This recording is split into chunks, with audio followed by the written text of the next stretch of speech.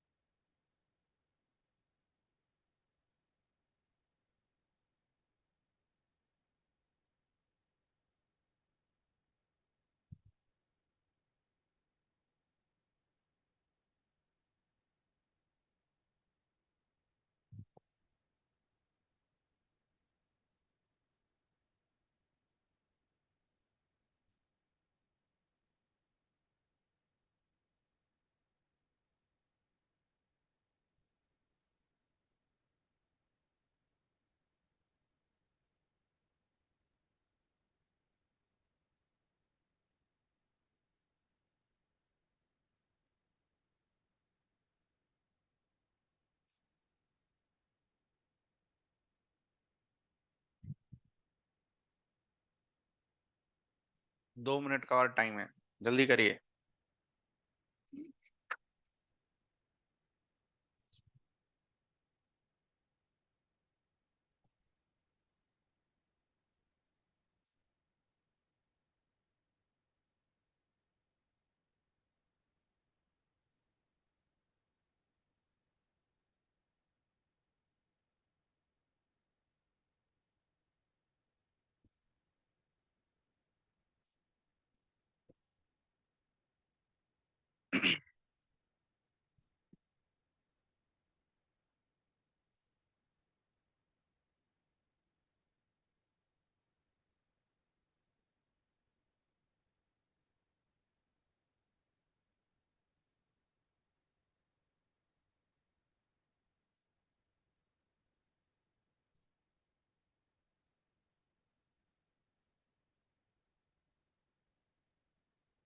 Done.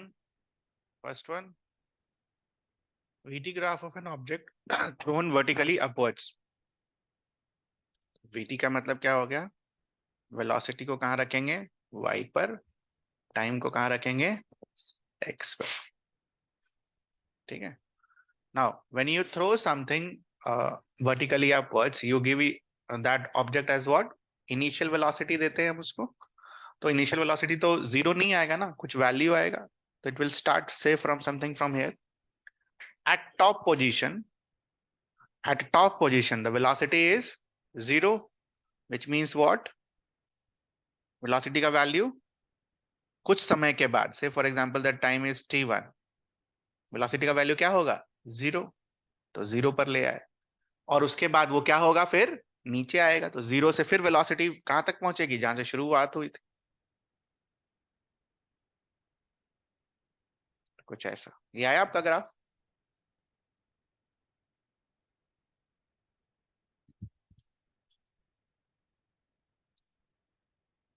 ऐसा कुछ graph आया आपका? Now tell me what is the difference between this u and this u, क्या डिफरेंस है दोनों में? अच्छा ये बताओ, वैल्यू सेम आएगा या नहीं आएगा? टाइम जब वही है, जी जब वही है, तो वैल्यू क्या आएगा, सेम आएगा, क्योंकि it is symmetrical motion. Now I am just asking you what is the difference between this you and this you, कुछ तो अलग होगा,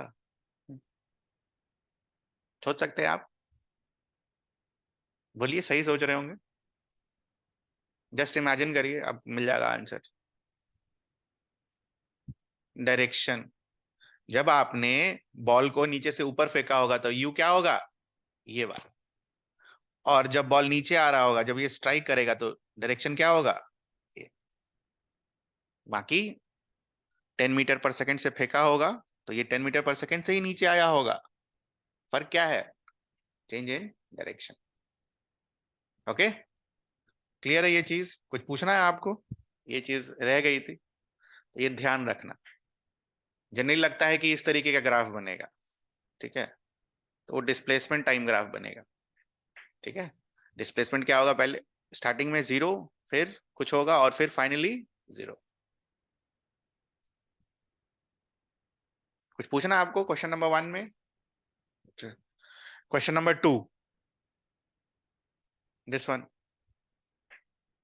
Newton's law, Newton second law,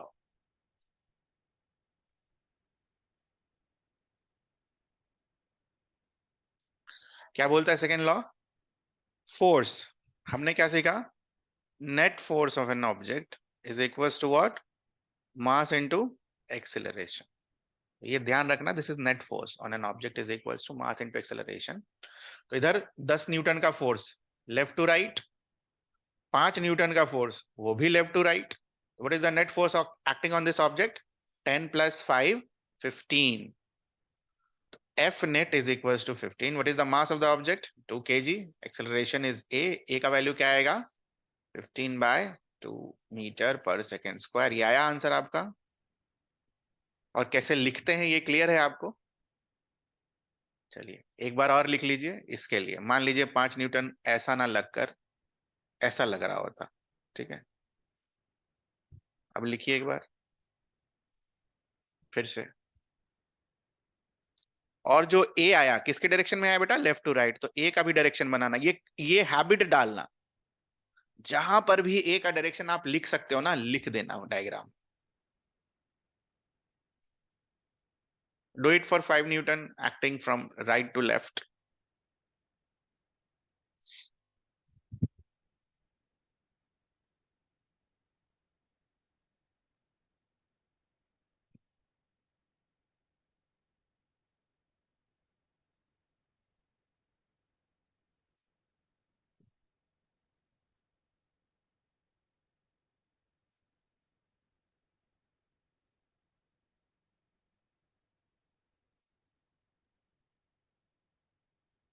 तो इस केस में भी एक्सेलरेशन हम बड़ा वाले फोर्स के डायरेक्शन में मान लेंगे, है ना। और नेट क्या लिखेंगे? बड़ा वाला फोर्स माइनस छोटा वाला फोर्स, उल्टे डायरेक्शन में इस बार। This will give you 2 into A. A का वैल्यू इस बार क्या आएगा? 5/2 मीटर पर सेकेंड स्क्वायर। ये आया आपका आंसर, 5/2, ठीक है। और ऐसा भी हो सकता है बेटा कभी कि आपको, ठीक है, जगह बचा नहीं, कोई बात नहीं,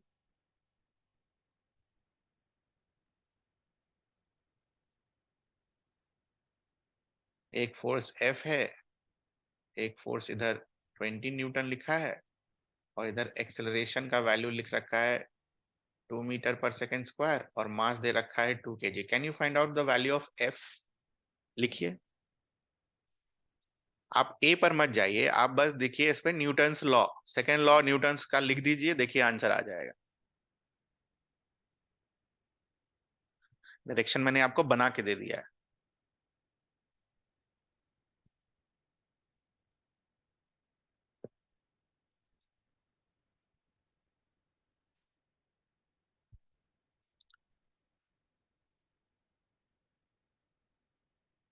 आया आंसर?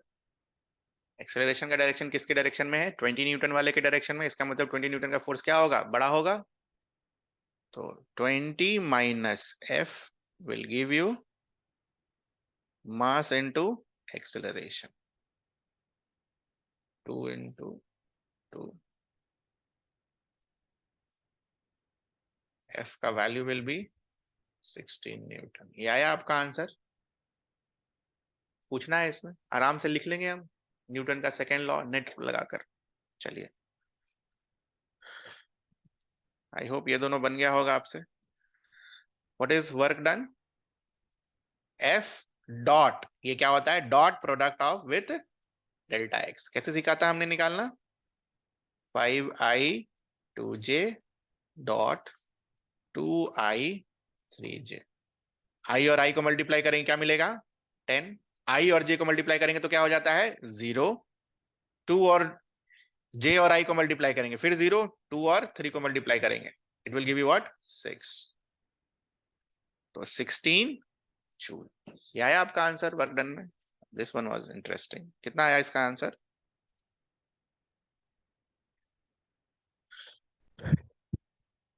मैकेनिक्स और कैलकुलस, डेडली कॉम्बो होता है ये, है ना 11th। मैकेनिक्स और कैलकुलस। क्या है इसका आंसर? बोलिए। गलत आया होगा कोई बात नहीं, सही भी आ सकता है, ऐसा कुछ नहीं है। कितना है आंसर? 144। 6, 6 × 2 12, 2 4 12, 144 जूल। ठीक है, तो वर्क डन। देखो बेटा कैसे लिखे, दिमाग चलना चाहिए। वर्क डन के लिए बेसिकली हमें क्या चाहिए? ये लिखोगे नहीं तब तक सीखोगे नहीं। ठीक है, ये लिखना है। अब क्या नहीं है अपने पास? ना ही फोर्स है ना ही डेल्टा एक्स है, तो डेल्टा एक्स निकालो। डेल्टा एक्स के लिए टाइम कितना दे रखा है? 2 सेकेंड। तो एक्स का वैल्यू यहाँ पर 2 डाल देंगे, सॉरी टी का वैल्यू यहाँ पर 2 डाल देंगे, तो 2 2 4, 3 12। तो इसका तो काम हो गया,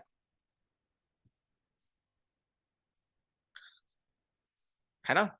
एक्स आ जाएगा ना, एक्स का वैल्यू 2 सेकेंड डालो। क्वेश्चन कराया था मैंने आपको, डिस्प्लेसमेंट कितना होगा बताओ 2 सेकेंड्स पर। तो जो टाइम रहता है वही डाल देते हैं। 2 2 4, 4 3 12। बात रह गई फोर्स की।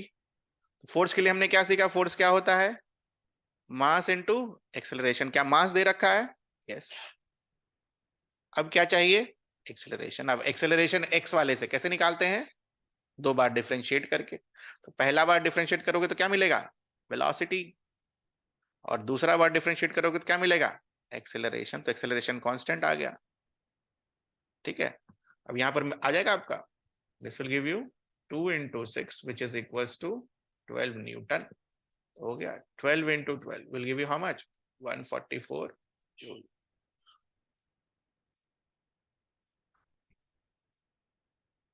कुछ पूछना है इसमें आपको क्वेश्चन 4 में? चलिए आगे।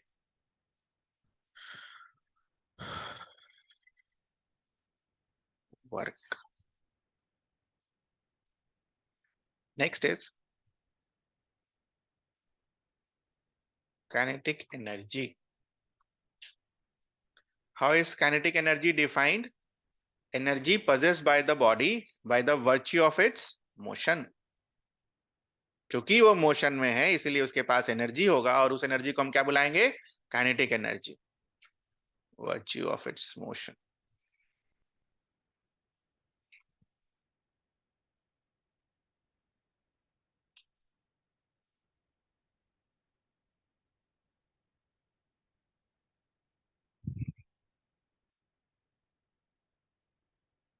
What is the formula for kinetic energy?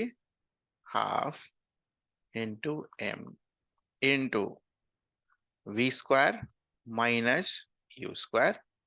Now, if initial velocity is equals to 0,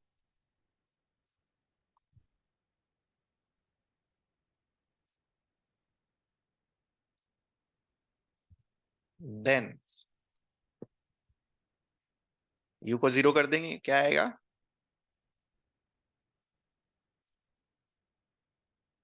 तो हाफ एम वी स्क्वायर के केस में अजम्पशन क्या है बेटा? इनिशियल वेलोसिटी क्या होना चाहिए? 0। ठीक है, तो ये हो गया डेफिनेशन, ये हो गया formula. Third thing, kinetic energy का यूनिट, जो वर्क का यूनिट है वही एनर्जी का यूनिट है, क्या होता है वो? जूल, डिनोटेड बाय जे।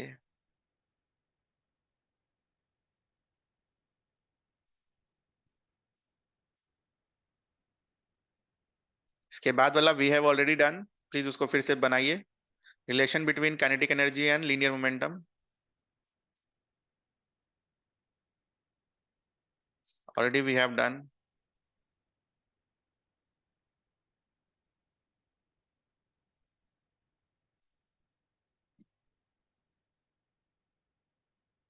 मैंने डेरिवेशन भी करके आपको दिया था।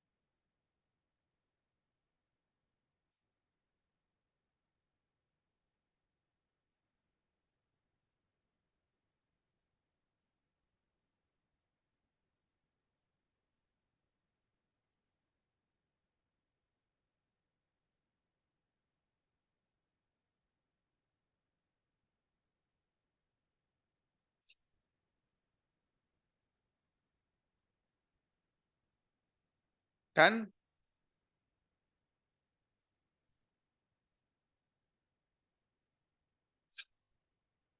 Kinetic energy is equals to half into M into V square. फिर क्या करेंगे? मोमेंटम बनाना है। मोमेंटम क्या होता है? एम इंटू वी, ऊपर एम और नीचे एम से मल्टीप्लाई डिवाइड करेंगे। अब ये देखो क्या होगा, एम स्क्वायर और V square,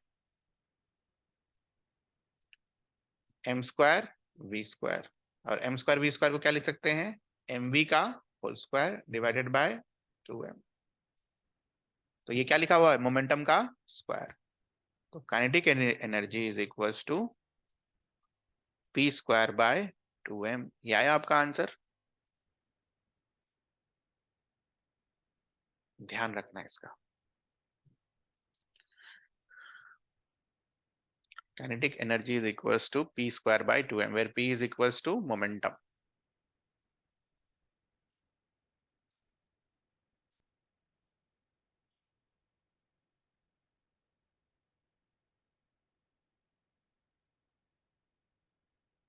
Next, since it's energy, it's a what kind of quantity? It's a scalar quantity.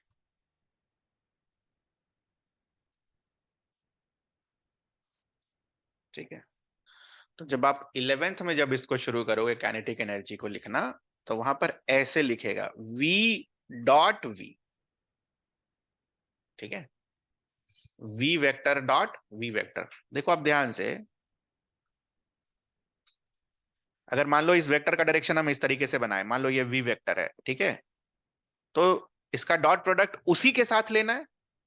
दूसरा वी भी कहां बनेगा? इसी के ऊपर। दोनों के बीच का एंगल क्या होगा? 0। तो v डॉट v को जब आप करोगे तो v into v into cos of 0, cos 0 is 1। तो इसीलिए क्या बच जाता है, v स्क्वायर, कोई एंगल नहीं आता है बीच में, ठीक है। तो 11 में ये करेंगे v डॉट v, उसी तरह u को क्या करेंगे, u डॉट u, ठीक है।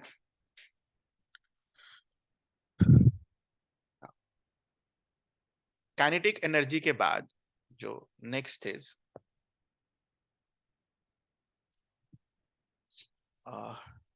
Potential energy. लिखो डेफिनेशन पोटेंशियल एनर्जी का, बताओ क्या होता है definition. Energy possessed by the body due to virtue of its, सब खा के बैठ गए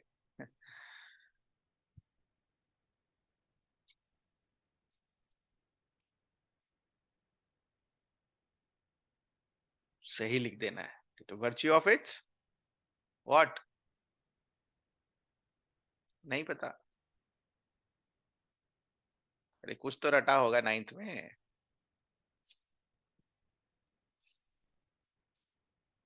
वर्च्यू ऑफ इट्स, बोलिए, शेप और position. What is the example of position and what is the example of shape. एक ऐसा एग्जांपल बताइए जहां पर पोटेंशियल एनर्जी पोजीशन की वजह से होता है, और एक ऐसा एग्जांपल जहां पर शेप की वजह से होता है, बताइए।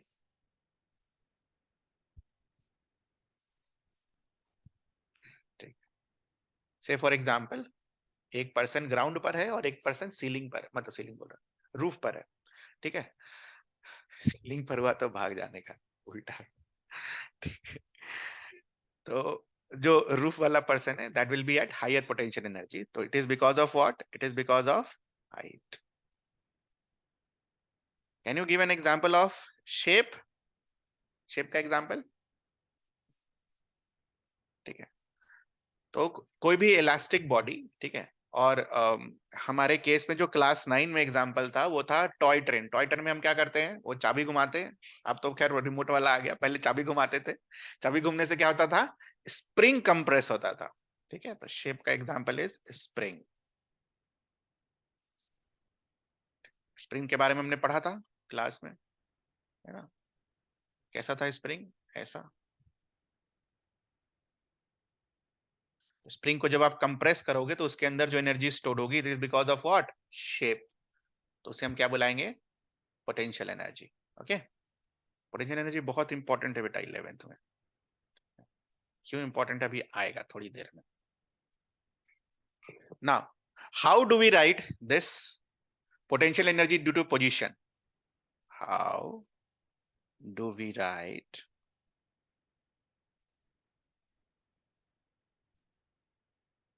potential energy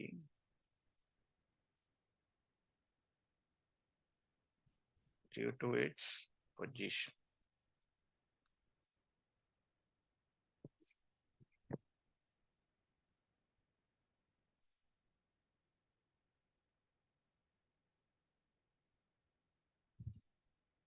कैसे लिखते हैं,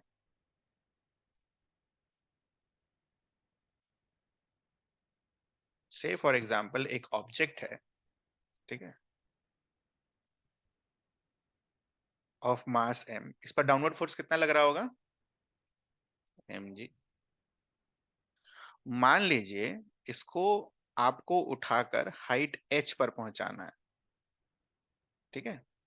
ध्यान से सुनना बुरा बात, नहीं तो हमेशा जिंदगी भर माइनस प्लस में कंफ्यूज रहोगे, ठीक है। मान लो इसको उठाकर इस हाइट पर पहुंचाना है, तो आपको मिनिमम जो फोर्स ऊपर की तरफ लगाना होगा, मैंने क्या बोल रहा हूं, मिनिमम फोर्स जो ऊपर की तरफ लगाना होगा वो कितना होगा, mg से थोड़ा सा ज्यादा, तभी वो उठेगा। mg से कम लगाओगे तो वो तो बॉक्स ही नहीं उठेगा।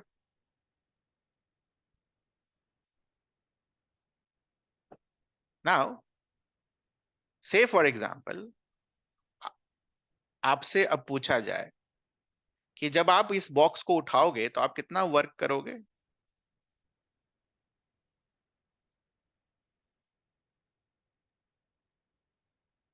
कितना वर्क करोगे, कैसे लिखेंगे हम वर्क डन बाय यू, आपका फोर्स और डिस्प्लेसमेंट, ऐसे ही लिखेंगे। आप जितना फोर्स लगा रहे होगे इनटू डिस्प्लेसमेंट,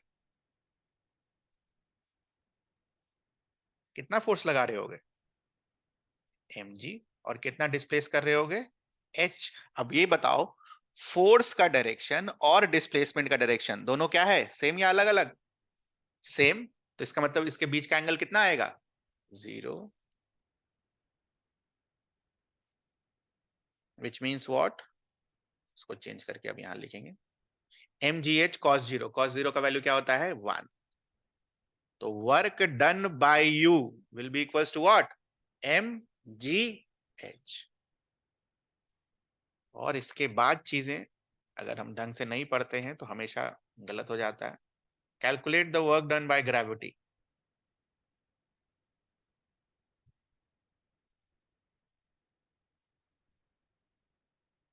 क्या होगा, बोलिए, ग्रेविटी ने कितना वर्क किया, तो ग्रेविटी का फोर्स किधर लग रहा है बेटा, नीचे की तरफ। डिस्प्लेसमेंट किधर हो रहा है, ऊपर की तरफ। एंगल कितना है, 180 डिग्री का। तो mg into H into cos of 180, cos of 180 -1 होता है।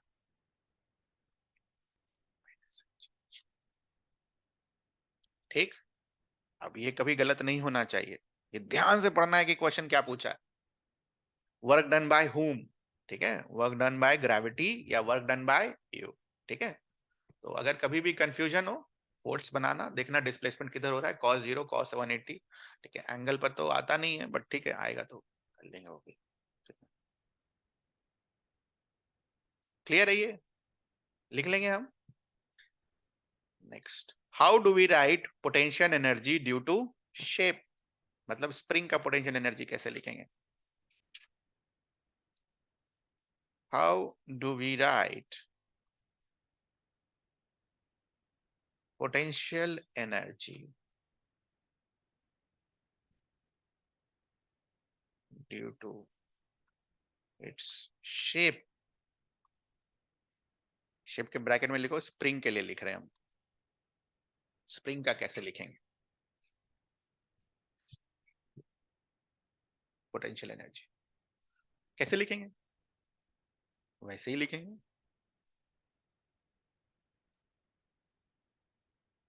Work done bye spring force,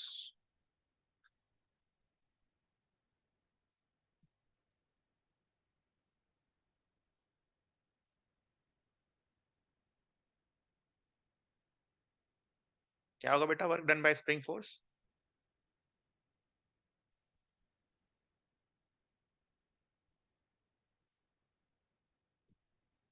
F spring dot displacement. बताओ स्प्रिंग का फोर्स क्या आता है, बताया था मैंने आपको क्लास में, क्या आता है, spring force is given as by what, value, क्या था,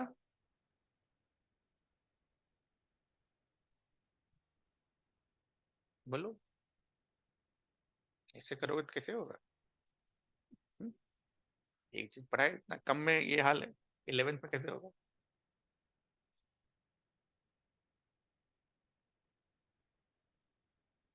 what is spring value of spring force, kx। और डिस्प्लेसमेंट क्या लेते हैं हम, छोटा डिस्प्लेसमेंट लेते हैं, छोटा डिस्प्लेसमेंट को कैसे लिखते हैं, dx, लिखते हैं ना छोटा डिस्प्लेसमेंट dx। कोई भी चीज बहुत छोटी हो उसको क्या लिखेंगे, dx। और जैसे ही dx आ गया क्या करना है, इंटीग्रेशन करो, इसको इंटीग्रेट, k इज कांस्टेंट, बाहर निकाल लो उसको, ये है इंटीग्रेशन।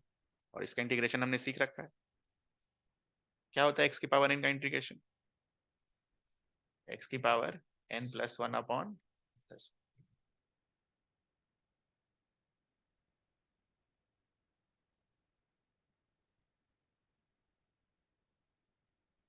बस n-1 नहीं होना चाहिए, ठीक है।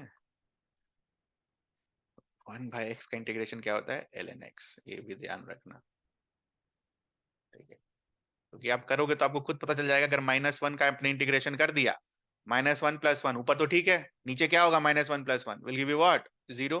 डिनोमिनेटर में कभी 0 आ सकता है, नहीं, ध्यान रखना बस यही है, बाकी को तो वैसे ही करेंगे, n+1 अपॉन n+1। तो यहाँ n का वैल्यू कितना है बेटा, बताओ जल्दी से, 1, ठीक है। तो 1+1 will give you 2 divided by 1 plus 1. So it is given as what? Half kx square. याद रखना। बाकी जब आप वहां पर जब आप 11th में इसको इंटीग्रेट करोगे तो उसमें लिमिट्स लगाकर इंटीग्रेट करोगे, और उस समय लिमिट्स सिखा दिया गया होगा कि लिमिट्स लगाकर कैसे इंटीग्रेशन होता है, ठीक है। बट ऐसे ही होगा, आंसर तो यही आएगा, हाफ के एक्स स्क्वायर के around. How do we write potential energy due to shape, मतलब स्प्रिंग, हाफ के एक्स स्क्वायर।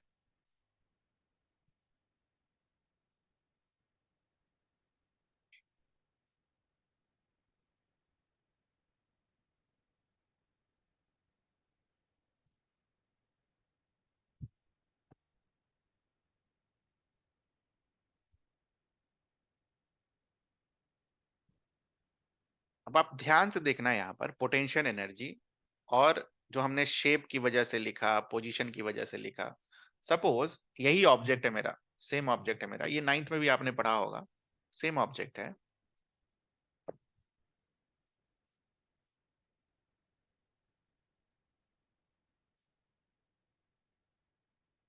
इसको पहले इधर ले गए, फिर इधर ले गए, फिर इधर ले गए, फिर इधर ले गए, फिर इधर ले गए। से for example this height is h, इसका पोटेंशियल एनर्जी कैसे लिखते थे? मास m का, क्लास 9th में कैसे लिखते थे बताइए, बोलिए। m, g और h, और उसके बाद क्या समझाया जाता था कि रास्ते पर डिपेंड नहीं करता है, it depends on initial and final position. Very important, does not depend on path taken. कैसे भी ले जाओ, ऐसे पूरा घुमा के इधर उधर करके जैसे ले जाना ले जाओ, लेना क्या होगा? यही दूरी, ठीक है। Does not depend on path taken.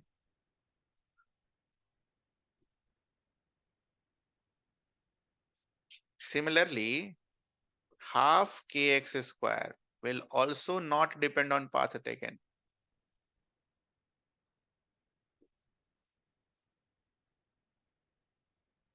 Twelfth में जाएंगे तो इलेक्ट्रोस्टैटिक फोर्स का जब आप लिखेंगे इक्वेशन तो वो भी पाथ पर डिपेंड नहीं होता है, ठीक है ना। ये तो मैंने आपको बता दिया कि ऐसा नहीं होता है। इसका जो कंक्लूजन है वो दिमाग में रखना है। तो अगर आपने ध्यान से डेरिवेशन देखा होगा तो हमने एम जी एच लिखा था, है ना। एम जी क्या है बेटा? ग्रेविटी का फोर्स है एम जी, है ना। एम जी क्या है? Gravitational force. उसी तरह के एक्स क्या था? स्प्रिंग का फोर्स। तो कहने का मतलब है वैसा फोर्स, ठीक है, जो कि पाथ इंडिपेंडेंट हो,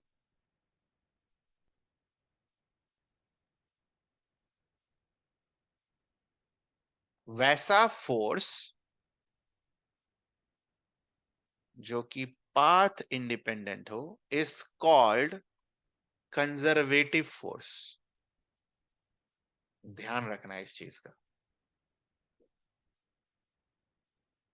हो सकता है एक ऑब्जेक्ट के ऊपर 10 तरीके के फोर्स लग रहे हो, ठीक है, लेकिन अगर उनमें से एक फोर्स मान लो ग्रेविटी का है तो वो बस एक फोर्स ग्रेविटी का क्या कहलाएगा? Conservative force. उसी तरह मान लो 10 तरीके के फोर्स लग रहे हैं और उसी ऑब्जेक्ट पर एक स्प्रिंग फोर्स लग रहा है और एक ग्रेविटी का लग रहा है, तो वो स्प्रिंग फोर्स और ग्रेविटी वाला फोर्स क्या कहलाएगा? Conservative force. तो ये पता होना चाहिए कि कौन सा फोर्स कंजर्वेटिव है। तो जनरली हमारे पास दो होते हैं इक्वेशन, mg और kx वाले, और ट्वेल्थ में जाते हैं तो ये इलेक्ट्रोस्टैट्स वाला फोर्स। ये तीन है अपने में जो कि कंजर्वेटिव फोर्स है, जो हमें पढ़ना है। या फिर क्वेश्चन में अगर आपको लिख दे कि एक फोर्स है जो कि कंजर्वेटिव इन नेचर है, तो आपको दिमाग में रहना चाहिए एकदम वाइसी वर्सा, कंजर्वेटिव का मतलब पाथ इंडिपेंडेंट, और कोई फोर्स पाथ इंडिपेंडेंट है तो उसको हम क्या बुलाते हैं? Conservative force. तो ग्रेविटेशन के चैप्टर में भी ये यूज होगा, और वर्क पावर एनर्जी में तो भर भर के यूज होगा।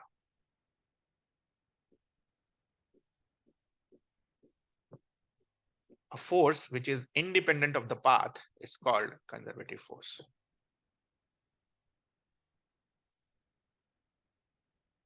ठीक, क्लियर है ये चीज? कुछ पूछना है इसमें? कंजर्वेटिव फोर्स का डेफिनेशन क्लियर है?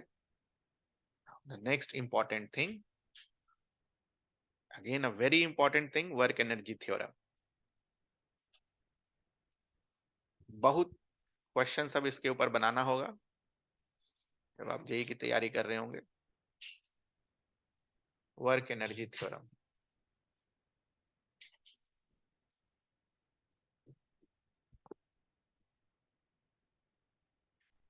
What does this says? क्या होता है वर्क एनर्जी थ्योरम? पढ़ा आपने कभी? पढ़ा होगा.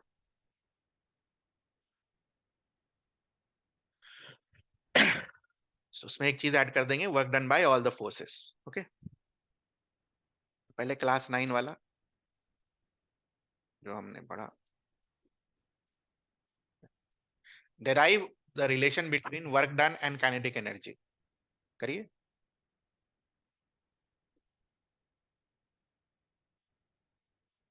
क्लास 9 वाला करना है.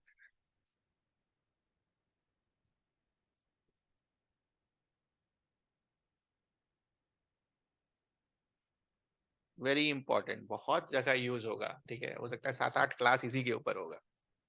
Work energy theorem very important, basic से. तो 9th वाला पहले डेरिवेशन करिए.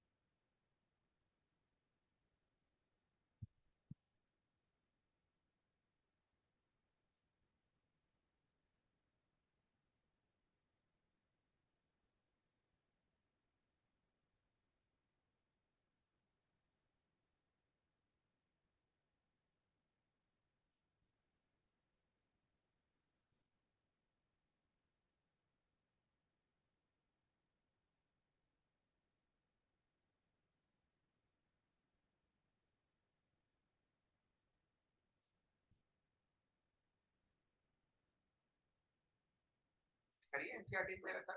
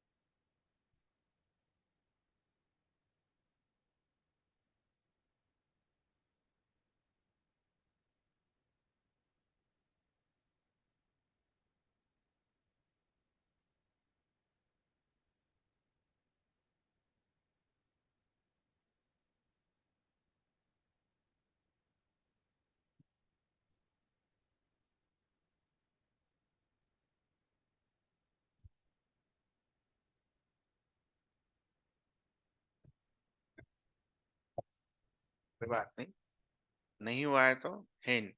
Start with this.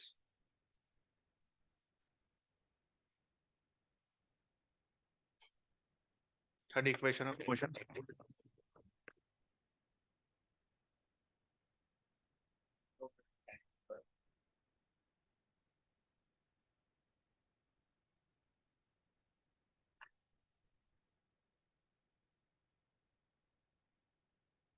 है ना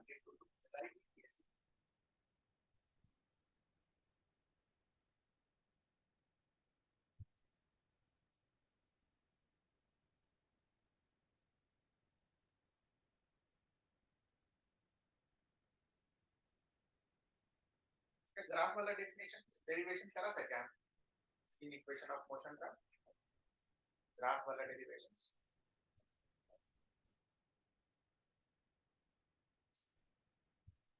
देख लीजिएगा अगर नहीं होगा तो बता दीजिएगा क्योंकि चैप्टर नंबर में है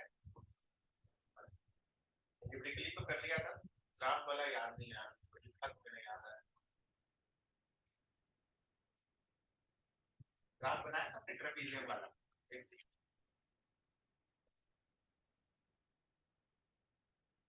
इलेवेंथ में भी वैसे ही किया था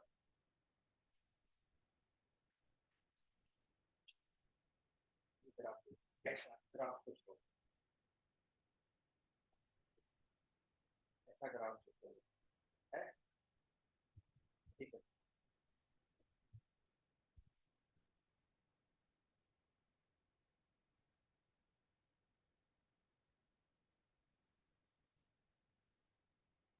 करो फिर इसको डिराइव करो एक मिनट का और टाइम है आपके पास वेरी इंपॉर्टेंट जितना भी आपका मोमेंटम एनर्जी ठीक है वर्क से रिलेटेड चीजें होंगी ना सब इधर इधर से ही सॉल्व हो पता होना चाहिए कैसे आता है तब आप जाकर फिर इसका जो हायर वर्जन है इंटीग्रेशन वाला वो आप कर सीखेंगे वेक्टोरियल नोटेशन में ये डिराइव होता है तो पहले तो नॉर्मल डिराइव कर उसके बाद वेक्टर में डिराइव होगा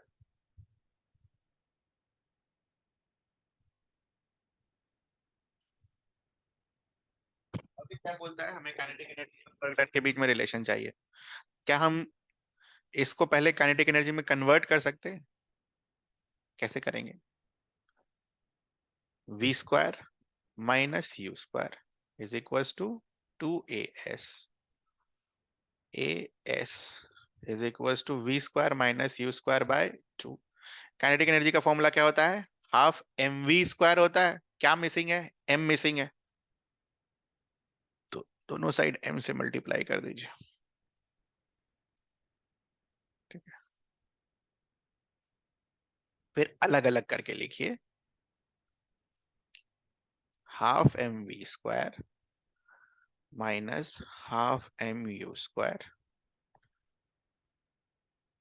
और अब नाइन्थ वाले डेफिनेशन को हम चेंज करेंगे अभी नहीं बस इसको लिखने के बाद अच्छा mass into acceleration will give you what force और force into displacement will give you what work done ठीक है अब नाइन्थ वाले जो डेफिनेशन है उसको मॉडिफाई करेंगे इलेवेंथ के हिसाब से लिखेंगे जो कि एकदम बिल्कुल एक्यूरेट होगा वो क्या work done by all the forces work done by all the forces is equal to not kinetic energy change in the kinetic energy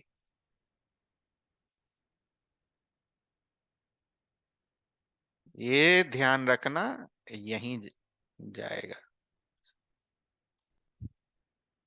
it's not equal to kinetic energy it is equals to change in the kinetic energy okay okay?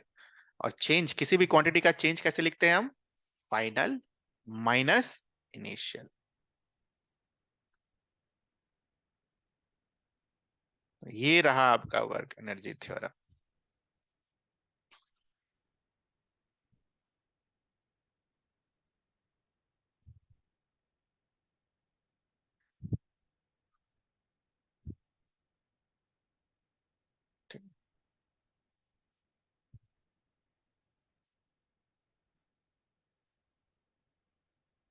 इसी को vector form में आप वहां पर derive करेंगे ठीक है ऐसा ही यही आंसर तो यही आए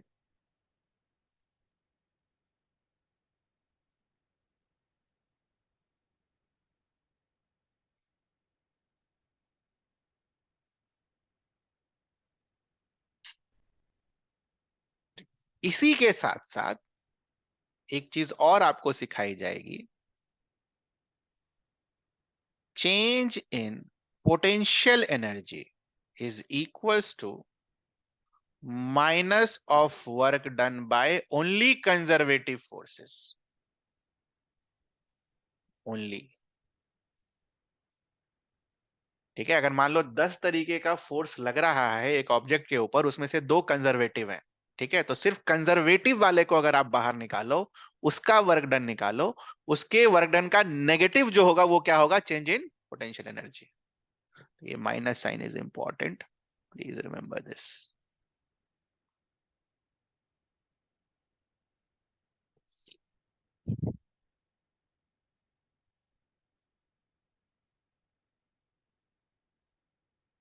ओके, तो नोटेशन फॉर्म में कैसे लिख सकते हैं, चेंज को कैसे लिखेंगे बेटा, u final minus u initial is equals to minus work done by conservative forces. और यहां पर क्या था, work done by all the forces. ये मैं आपको इसलिए सिखा रहा हूं क्योंकि यही सब कांड करेंगे आप वहां पर, गलती क्या गलती करेंगे वो भी बता दूंगा आपको। कहीं कहीं पर हम लिख देंगे work done by all the forces is equals to change in its energy, मतलब काइनेटिक एनर्जी भी चेंज कर देंगे और पोटेंशियल एनर्जी भी चेंज कर देंगे। वैसे नहीं करना होता है, ठीक है, उसको मॉडिफाई करके करना होता है। ठीक है, क्या मॉडिफिकेशन है वो सीखिए अब, देखिएगा ध्यान से। Work done by all the forces is equals to, इतना ना लिखने वाले, final kinetic energy minus initial kinetic energy. ठीक, मान लीजिए 10 12 फोर्स 15 फोर्स एक आध सौ फोर्स लग रहा हो किसी ऑब्जेक्ट के ऊपर, उसमें से कुछ कंजर्वेटिव फोर्स है, ठीक है, तो अगर हम इसको ऐसे भी लिख सकते हैं, work done by all, all the forces को हमने 2 ग्रुप में बांट लिया। एक ग्रुप क्या हो गया, कंजर्वेटिव वाला, दूसरा क्या हो गया, वर्क डन बाय रेस्ट। क्या लिखेंगे हम इसको, final minus initial. Work done by conservative force का वैल्यू क्या आएगा बेटा, माइनस टाइम्स, है ना, माइनस को इधर लेकर आ जाएंगे, ला सकते हैं हम,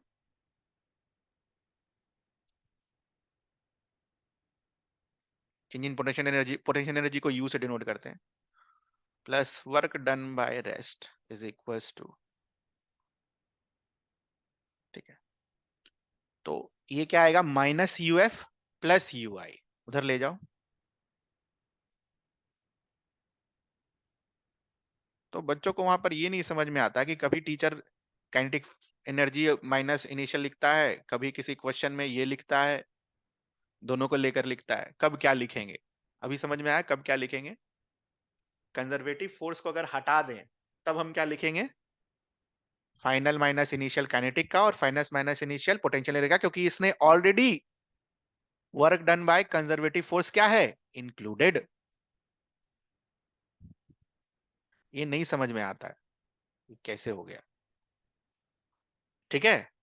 और अगर हमें नहीं पता है कि कौन सा कंजर्वेटिव है कौन सा कंजर्वेटिव नहीं है, तो हम ये वाला इक्वेशन लिखेंगे, work done by all the forces, but दोनों ही इक्वेशन क्या है, सेम, बोथ आर सेम, सिर्फ माइनस प्लस और इधर लेकर गए। कुछ पूछना आपको इसमें,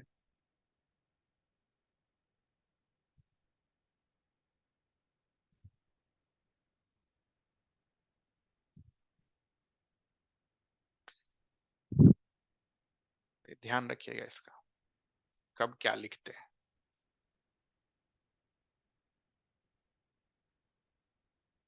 कभी कभी लोग ये बोलते हैं कि ये भी है work energy theorem, but this is wrong, technically it is wrong, it is not work energy theorem. Work energy theorem ये है, this is that modified version.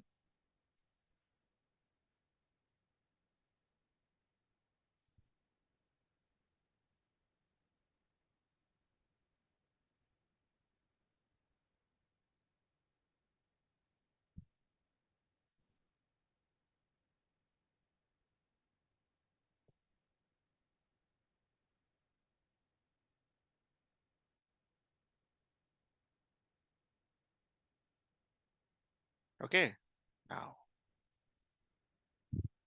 इसको और कैसे मॉडिफाइड में लिख सकते हैं, यहां देखिएगा ध्यान से।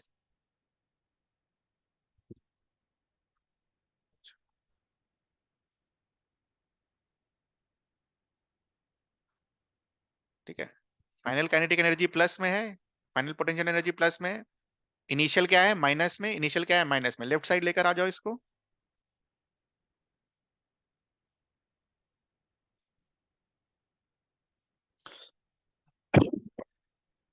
इसे लिख सकते हैं, हाँ, if F external is equals to 0, which means what? Work done by rest of the forces is equals to 0. Then initial mechanical energy is equals to final mechanical energy, which is what? क्या है ये? कौन सा law? Law of conservation of energy.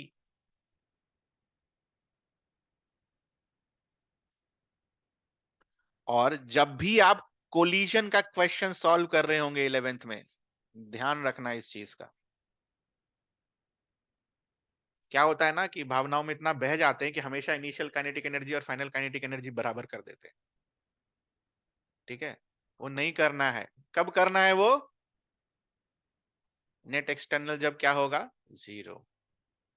Smooth surface पर आप कर पाओगे, but friction surface पर आप नहीं कर पाओगे। फ्रिक्शन के लिए आपको वर्क डन बाय फ्रिक्शन लिखना होगा। ठीक है,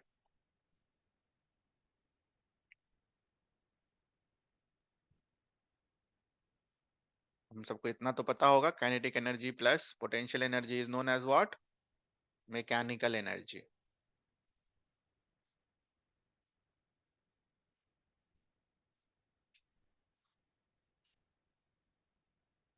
अब क्लास 9 वाला क्वेश्चन, हम जो बॉल को ऊपर फेंकते थे तो हर इंस्टेंस पर याद है काइनेटिक एनर्जी और पोटेंशियल एनर्जी लिखने वाला एक डब्बा बनाना था। क्यों बराबर कर पा रहे थे? बताओ, बाहर से कोई फोर्स लग रहा था उसमें? सिर्फ और सिर्फ कौन फोर्स था? कंजर्वेटिव फोर्स था। और कंजर्वेटिव फोर्स को हमने किसके टर्म्स में लिखते हैं? पोटेंशियल एनर्जी के टर्म्स में लिखते थे। इसीलिए पोटेंशियल एनर्जी और काइनेटिक एनर्जी इनिशियल का और फाइनल का हमेशा क्या कर देते थे? बराबर। ठीक है, क्योंकि ये नहीं था। अगर वो होता तो आप वो नहीं कर पाते। ठीक, इसमें कुछ पूछना है आपको? बताइए। नहीं? बढ़िया, सवाल बनाइए फिर एक।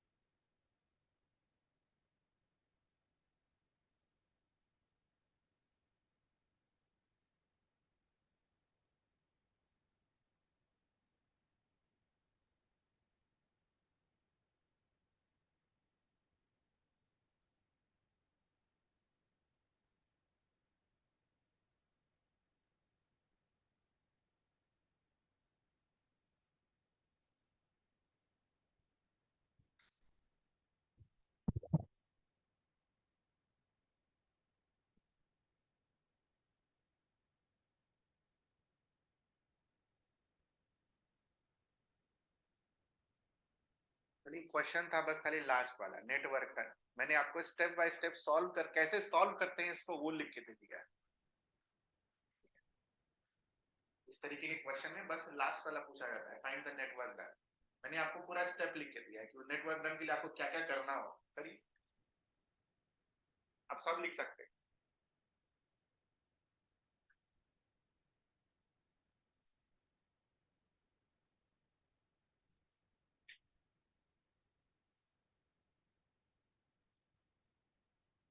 टेक योर टाइम, सोचकर आराम से धीरे धीरे करें।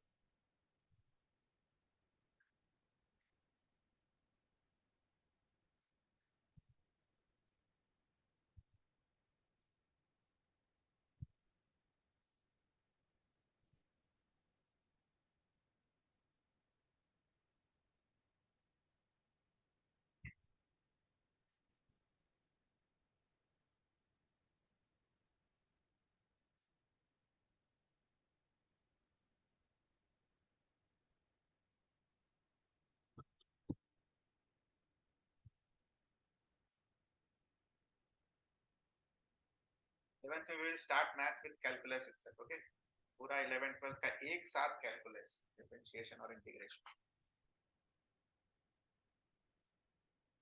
बिना उसके फिजिक्स नहीं बनने वाला, वो जरूरी है।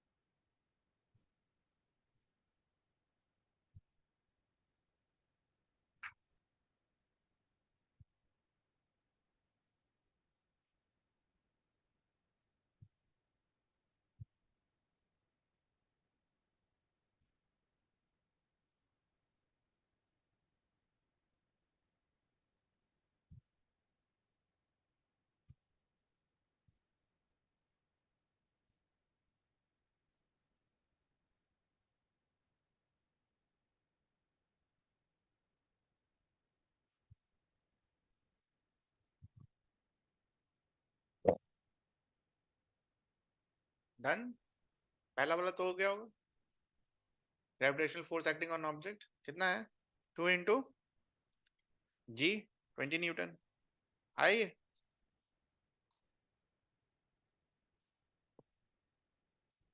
आई 20 न्यूटन, 2 जी नीचे की तरफ। Tensional force acting on the object. Tensional force के लिए क्या करेंगे, एक्सीलरेशन ऊपर की तरफ दे रखा है, क्या लिखेंगे, T minus mg is equals to mass into acceleration, Newton second law. अभी लिखा ना आपने, सबसे पहले तो यही लिखा, सेकंड लॉ। ये रहा 10 minus 15 give you what, 2 into A. वही किया हमने वर्टिकल डायरेक्शन में, समझ आ। सो T minus mg is equals to m into A. T का वैल्यू क्या आएगा बेटा, ma plus mg। What is the value of ma, 2 into 3। What is the value of mg, 20। T का वैल्यू कितना आएगा, 26 न्यूटन। ये आया आपका आंसर, 26 न्यूटन।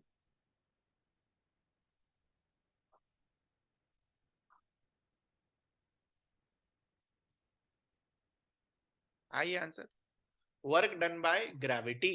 तो वर्क, ग्रेविटी का फोर्स कैसा है, 20 न्यूटन का। शिफ्ट कितना होना है, 3 metre.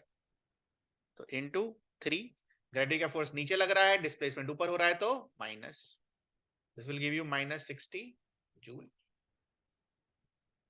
Work done by tension, tension का फोर्स कितना वर्क करेगा, 26 इंटू 3, और ये प्लस वाला हो जाएगा, क्यों, क्योंकि टेंशन और डिस्प्लेसमेंट के बीच का एंगल कितना है, 0 degree. 18, this will give you plus 78 joule. What will be the net work done, दोनों को ऐड कर देंगे, 78 minus 60 will give you what, plus.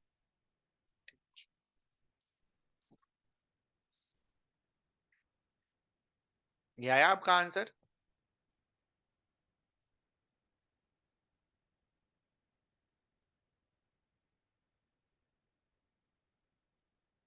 कुछ पूछना है इसमें आपको, डन। इसके आगे फिर कल करेंगे, कल कुछ क्वेश्चंस करेंगे हम, ओके। इसके बाद फिर और कुछ बचता नहीं है इस बार, तो कुछ नहीं। ठीक है, ये वाला पोर्शन इंपॉर्टेंट है बेटा, ठीक है, इसको अच्छे से पढ़िएगा, है ना। ये जो मैंने इतना कुछ लिख के दिया है आपको, ये अच्छे से पढ़िएगा, कहाँ पर क्या लिखना होता है, तो आंसर बिल्कुल सही है। चलिए, जा सकते हैं आप।